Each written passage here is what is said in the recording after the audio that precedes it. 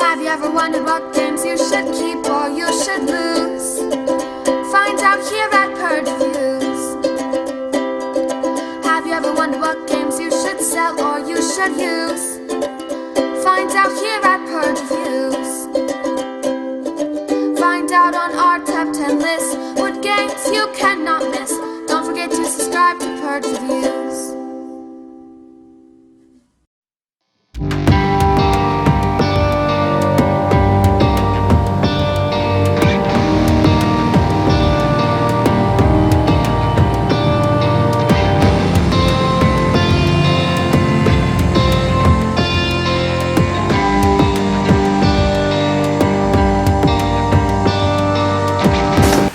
Owner's Circle is one of the first written reviews I did, and I actually gave it a fairly positive review. It's a quick game, and it's a roll and move, and perhaps it might be one of my favorite roll and moves. I plan on doing a top 10 of roll and moves one day.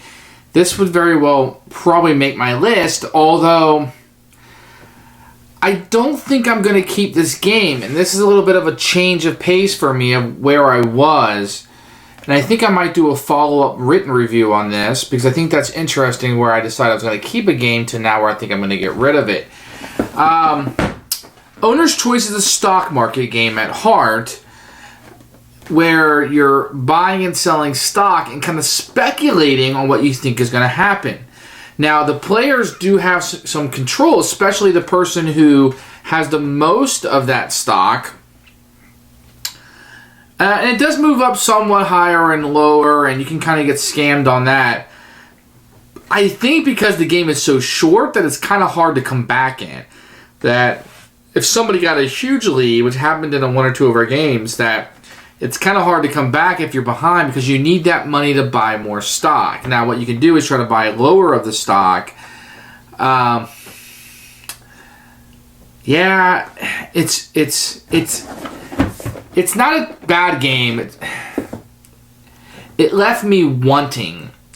And this might be a good gateway game into stock market games, but I think I've played some games like Gnomes of Zandiver that I might like more than this now, that my taste may have been refined, or I've seen other games where this doesn't fit into the package on my collection anymore. It's got paper money, so the components are kind of iffy. The stocks are really nice cardboard. It's got that roll and... It's not a roll and move mechanic, but it plays like a roll and move where you can move the guy 1 or 3 and you're just going around a board one time. So even though you're choosing to move 1 to 3, it feels like a roll and move. And I think that's probably a fair thing to say about it. At the end of the day, this is a game that I did like quite a bit for its quickness before, but a few years later, now that I'm playing it, I find it doesn't have the same punch that it once had. So time may have passed this one by. It does play 2 to 5, and I think the more the better probably in this one. 2 might be more strategic, but you want to see that market go up and down a little bit more. So I think those wild swings, which can be nerve-wracking when you're playing, but are more fun to play, is probably with more players. The game is very easy to understand, very easy to learn. I think people will be able to pick this one up. And to be honest, for such a light game that plays quickly, lighter families may like this. It may be overlooked by some. For me, I'm going to go ahead and purge this one. I think I just found other games in my collection that I like more, but I don't want to discount this game. For what it is, which is a light stock market game, it does hit the market, but just not the point for me. So it's going to be a purge.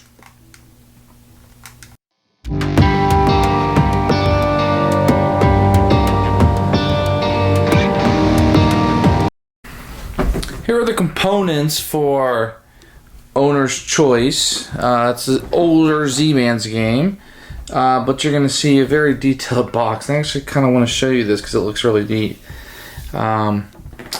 Skinny and long, but not overly long, so it'll fit on your shelf pretty nicely. And it'll be one of those games that will fill in some holes for you. But when you open it up, you are going to get a rule book. It kind of flips out and folds. Some pictures, but not a ton. You are going to get a place for the market. This is going to be your board. and it will set up in a square. Move this out of the way so I can show you. So every time you play, it'll be set up just a tad differently. Not that it'll make a huge difference in the game. You're gonna get these really, really thick stocks that will be used during the game. These are really nice. Well, that really matters the color, but if you're colorblind, you can look at it. It actually says red and yellow on them. You're gonna get everybody's favorite paper money. About as cheap as you can go. And then to round out the components, you're gonna get some boring pawns and some stickered dice. So the components are good in some parts and not in others. Some people are going to feel very strongly about stickered dice. It is what it is. These pawns are cheap. So, pawns not good, the dice not great, paper money's not great. The stocks is where the money went. This little board, and then this is okay. Otherwise, the components are just alright.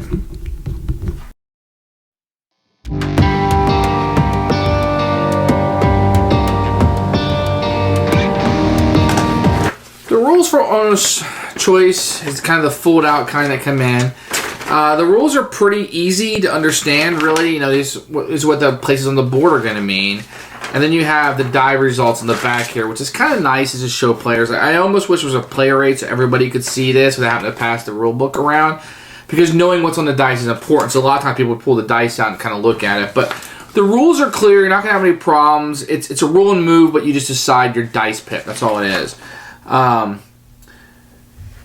I don't think you're going to have any problems with it. I think new gamers could pick this up and play. This almost reminds me of like an old 3M game, but easy to play, where those were more complicated for the sake of complication. So, owner's choice, the rule book is fine.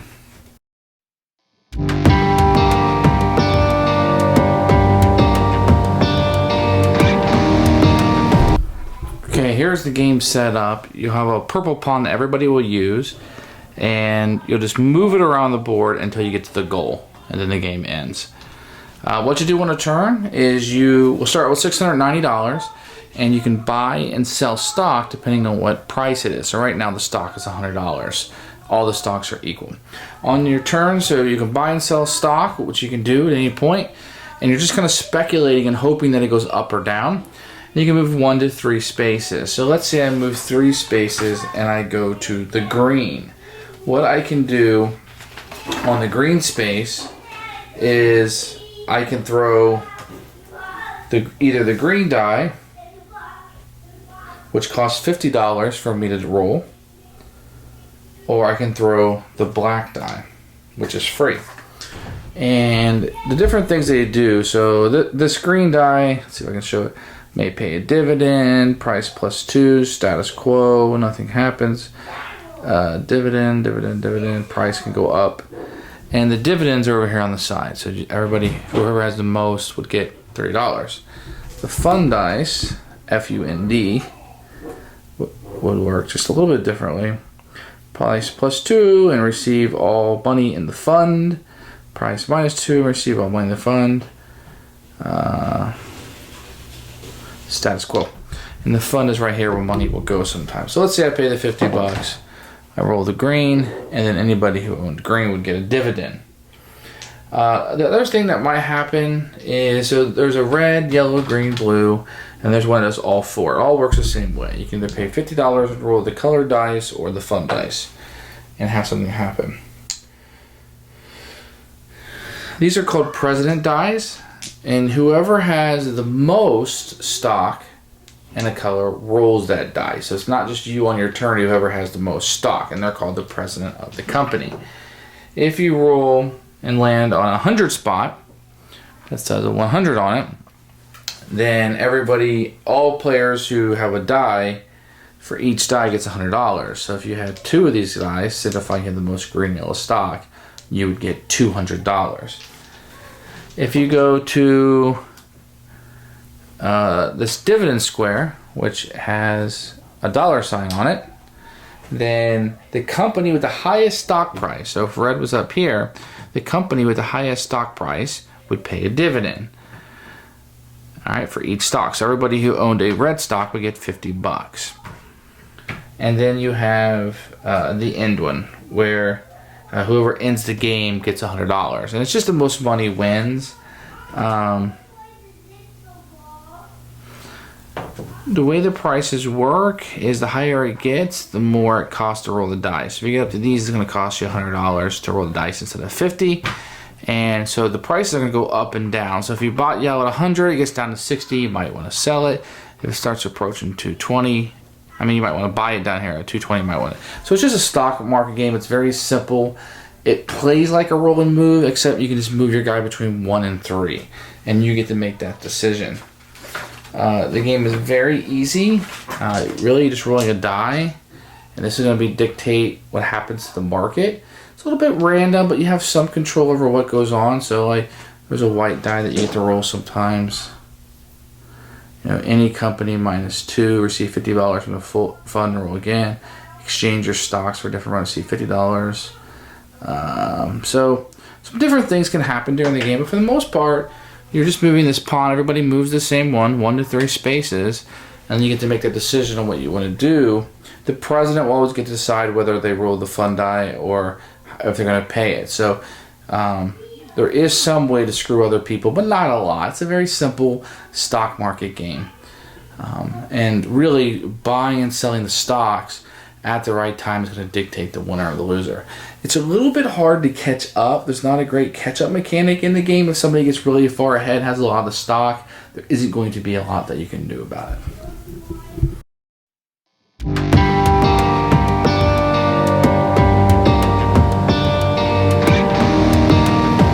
Who should buy this game? I think if you're looking for a light stock market game, this might hit the punch. If you're doing, like, say, an 1830 or an 18xx game and you want a light stock market game just to fill in some time where people are showing up, this might be it. It moves rather quickly. I'm not sure it's going to have the great strategic decisions that you want, but it does have some of the wild speculation within a certain parameter. I could say with 5 people you could get hosed pretty quickly, but it doesn't happen all that often. People are usually focused on what they're trying to do and not so much screwing other people. So mileage may vary with your group. Otherwise, this could be used as a gateway game into stock market games. It does have that kind of roll and move feel to it, so I think that that's going to be familiar to people, non-gamers. I think that's going to be good for them. And it could be like a light family game to play with the kids if you just want to get them into an initial stock market game. This might be it. But I think you're going to quickly outgrow this one. Owner's choice for me is going to be a Purge. I think I first did this one probably 4 or 5 years ago in written format. And since then, I have not so much outgrown it. I still think it's a good game, but I have other games that replace it. And Gnomes of Zandivar is probably the one that comes to mind the most and acquire. So I like those quite a bit better than this one, but this is a solid game that I think if it fits that niche for you or it sounds interesting, or if you're not really into stock market games and you want to try one, this might be a place to stay, or at least to start. Owner's choice for me is going to be a Purge.